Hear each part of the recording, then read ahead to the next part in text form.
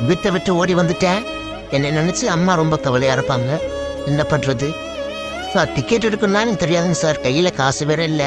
நான் வேலைக்கு போயிட்டு உங்க காசை கொடுத்துட்றேன் சார். எல்லாரும் பார்த்து சிரிக்கிறாங்க சார். இந்த ஒரு தடவை மட்டும் மன்னிச்சு விட்டுருங்க சார். இந்த உலகத்தில் வாழ காசு ரொம்ப முக்கியம் போல. கடவுளே ஏன் இவளை ஏழையாக படைச்சா? அண்ணா வேலை அது வேறு போட்டு கொடுங்கண்ணே. நான் நல்ல வேலை பார்ப்பேன். இங்கேயே கூட தங்கிக்கிறேண்ணே ப்ளீஸ். வீட்டில் இருந்து அம்மா என்னை ஒரு வேலை கூட செய்ய விடாது. நீங்கள் என்ன பண்ணுறது? என்னைய கஷ்டப்பட விட பார்க்கறதுக்காரன்னு அவங்க ரொம்ப கஷ்டப்படுவாங்களே.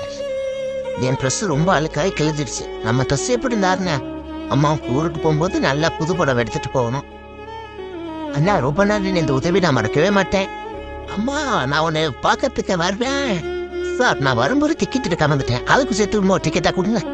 இந்த செக்கர் கையிலே கொடுக்கணும். எனக்கு அந்த கடைக்காரத்துக்கு சம்பளம் கிடையாது. இந்த புடவை எங்கள் அம்மா கையில் கொடுக்கும்போது அவங்க சந்தோஷப்படுவாங்கல்ல, அதான் எனக்கு சம்பளம்.